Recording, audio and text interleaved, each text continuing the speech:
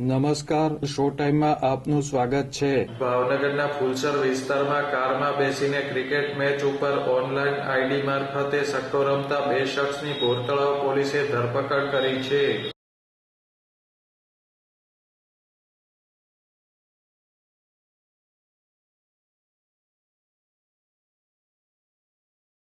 બોરતળાવ પોલીસે બાતમીના આધારે ફુલસરમાં આવેલ ઓમ શાંતિ રેસીડેન્સીમાં દરોડો પાડી કારમાં બેસીને ભારત ઇંગ્લેન્ડ વચ્ચેની સેમીફાઇનલ મેચ ઉપર સટ્ટો રમતા અનિલ ધીરુભાઈ દિહોરા અને સંજય મેભાભાઈ કાંબળને ઝડપી લીધા હતા.